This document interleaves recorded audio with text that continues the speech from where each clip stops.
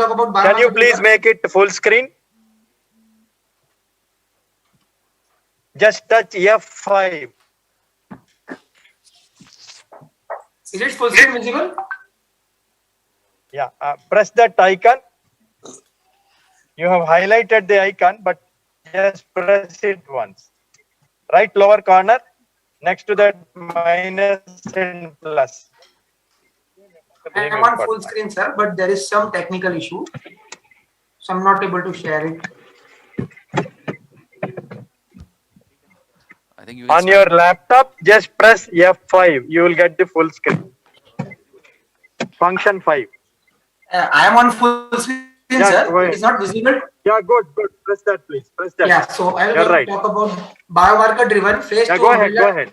Biomarker-driven phase 2 umbrella study for patients with recurrent small cell lung cancer failing platinum-based chemotherapy. Are my slides moving or they are stuck? You can reshare. Otherwise, you can stop share and again reshare. Yeah, I will do that. और यहाँ से share कर, shall we share from this side if you want? Just reshare. Just a second.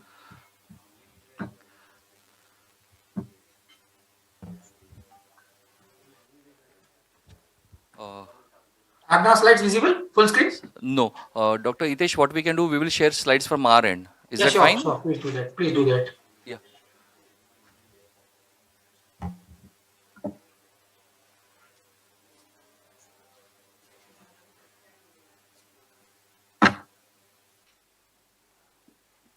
You can start. Yeah. Yeah. Sorry for the technical glitch. I'm going to speak about biomarker-driven phase 2 umbrella trial for patients with recurrent small cell lung cancer who have failed platinum-based chemotherapy. So next slide. We all know that around 10 to 15% of patients of lung cancer are present as SCLCs, and platinum with etoposide is standard of care. But in most of the patients, the responses are not durable and for short term. We also know that after progression on platinum, the options are limited, barring recent introduction of immunotherapy in selected patients. Next slide, please. Based on this background, we know that cell cycle mechanisms and DNA damage repair mechanisms play an important role in mechanisms to resistance after giving platinum therapy. So based on this, V1 tyrosine kinase and Aurora kinase B were the targets which are found in most of the patients, as P53 and RB1 mutations are quite common in small cell lung cancers. So after mutations in 53 and RB1, Aurora kinase B and V1 tyrosine kinase are most vulnerable targets in such patients. 10 to 15% of patients do present with Richter amplification, where mTOR inhibitors come into play. So targeting these agents seemed a reasonable rationale for this trial. Basically, next slide. This trial is a umbrella-based trial in which we try different molecular agents against different molecular targets in patients with advanced small cell lung cancer. Coming to selection criteria, patients with small cell lung cancer who progressed after first-line platinum therapy were included. Those with resistant recurrence were enrolled for second-line onwards, and those with platinum-sensitive recurrence, that is DFS more than 6 months, were enrolled for third-line treatment. Next slide, please. If coming to the study design, 286 patients were enrolled in this success study. In this study, patients were basically molecularly screened with 381 gene panel, and they were broadly divided into two arms, two cohorts. One cohort was biomarker matched cohort, in which target therapy was given according to the biomarker analysis, and another was biomarker non-selected arms. The rationale for using biomarker non-selected arms was that, as I said, that adovasertib, which is V1 inhibitor, and Aurora kinase B inhibitor, these two drugs can act broadly because most of the patients do have P53 or RB1 mutation. In biomarker matched arms, we are going to discuss about only the study which have been closed. So in success C arm, those patients who had CDKN2A mutation and P53 mutation or MYC amplification were enrolled. So seven patients were enrolled in success C arm, and they were given adagrasib, which is V1 inhibitor. Similarly, with patients with Richter amplification were enrolled to vistosertib arm, So the number of patients was 4 patients, known as success D arm. In biomarker non-selected arm, basically 2 groups we are going to discuss. Success N1, who were given adavosertib, which included 24 patients, and success N3, who were given AZD2811NP, which is aurora kinase B inhibitor, known as success N3 group, which enrolled 15 patients. Next slide, please. So as told before, adavosertib is a V1 kinase inhibitor.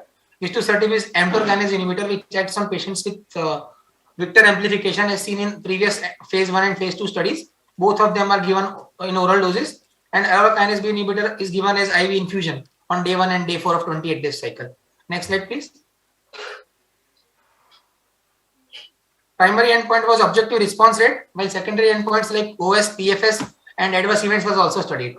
Next slide. Next slide.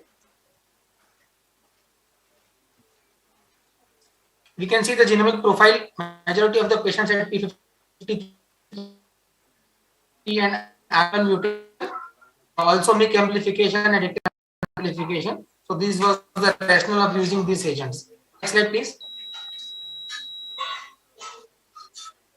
If we come to the overall response rate data, then complete response or partial response was not seen in any of the arms.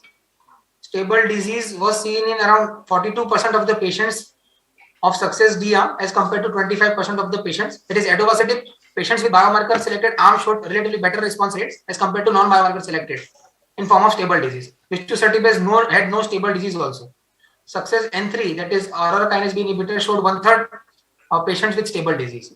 We talk about median PFS in the range of 1 to 1.5 months, which was really not good. Median OS was in the range of 7 to 8 months in adavosertib arm and 11 and 5 months in rest 2 arms. Next slide, please.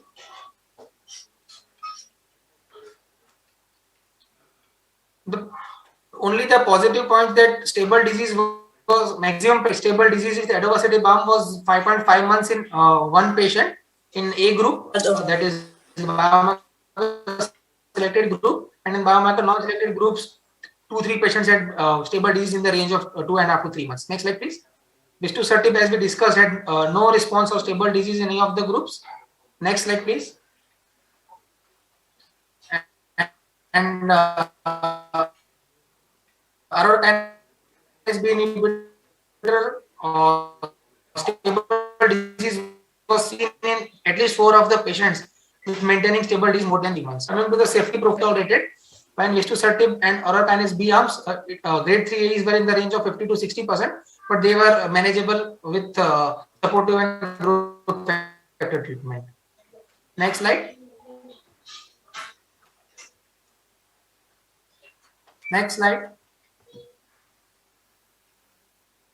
Next slide, please. Is it visible on your side, because it is already discussion slide? Yeah, it is visible on my side. Basically, I have discussed all these things. That is why because of time. So basically, this DDR inhibition seemed a promising strategy, as few patients had stable disease, but overall response was not seen in any of the patients. Only stable disease was found in few patients. However, vistusertib treatment arm was stopped early because there was no response and neither stable disease was found in any of the group. Even aurora kinase B arm was discontinued because of its limited benefit. And even while this study was enrolling patients, IO emerged as standard of care with chemotherapy in most of the patients. So recruitment was stopped in most of the arms. Overall, this trial was a study, but few positives that we can, next slide please, few positives which we can take from this study is that we can select biomarkers in selected patients with small cell lung cancer and choose targets accordingly. We will need novel biomarker therapy based approaches using cell cycle inhibitors, either in combination with 2 TKIs or combination with cytotoxic therapy, because some early signs of clinical activity was seen in few patients with adverse events. So we need further studies for approval of new targeted agents. As of now, I would say that this study was negative from targeted biomarker point of view. Thank you.